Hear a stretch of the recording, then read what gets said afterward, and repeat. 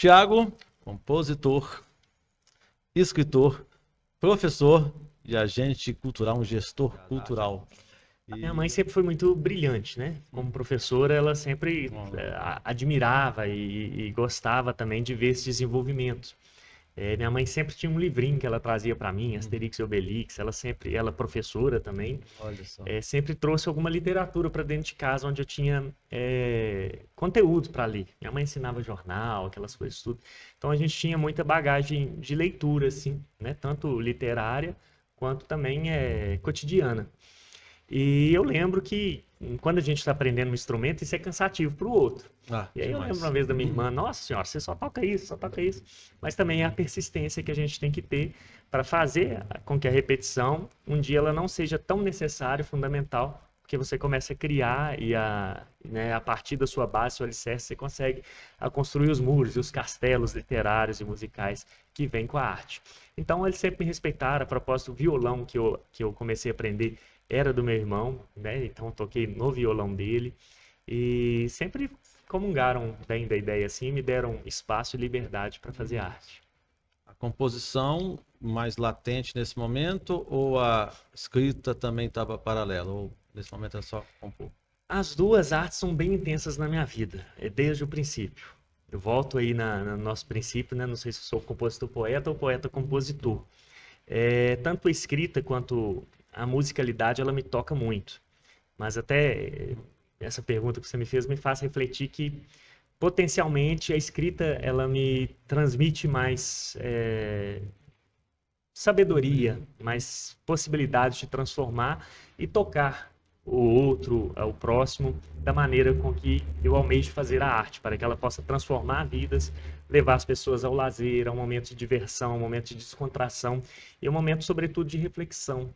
Por isso, também nas letras que eu costumo criar, sejam elas falando de amor ou sociedade, é sempre buscando um ponto de reflexão para que as pessoas possam ser diferenciadas e tornar diferente um ambiente muitas vezes caótico, cansado ou difícil que a gente tem no cotidiano. Para você.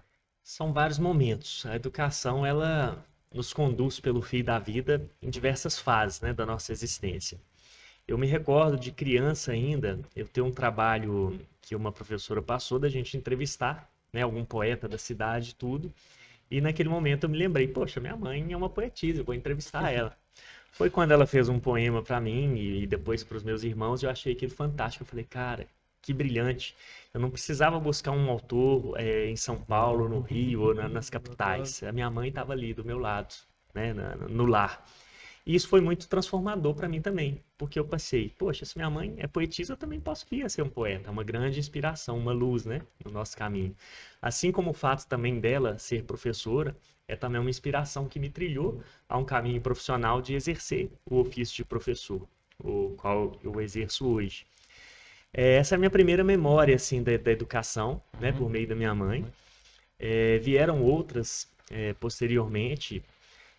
Me recordo no ensino fundamental de uma professora que falava para a gente na biblioteca escolher um livro e ler, simplesmente ler. Às vezes depois fazer um resumo, aquela coisa, né, escolar. E eu me recordo de eu encontrar ali um livro do Carlos Drummond de Andrade.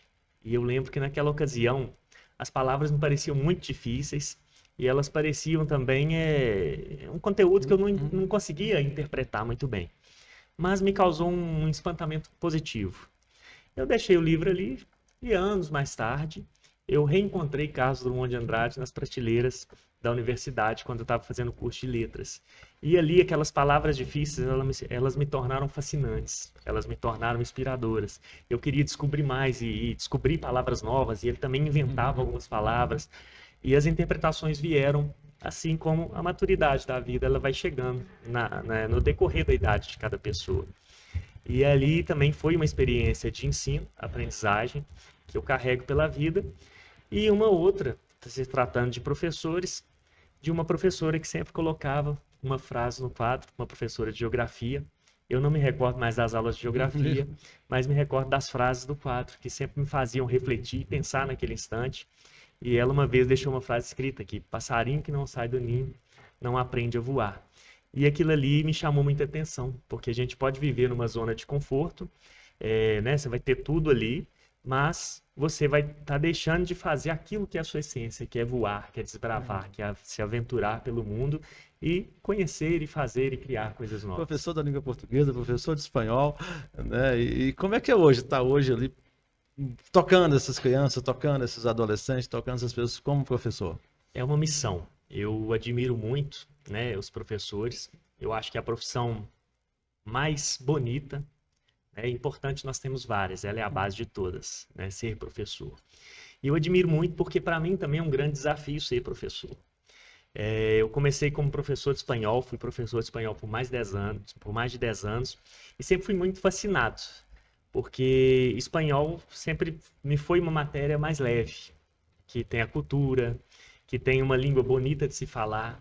Ela tem uma importância geográfica, econômica, diversa para o nosso país.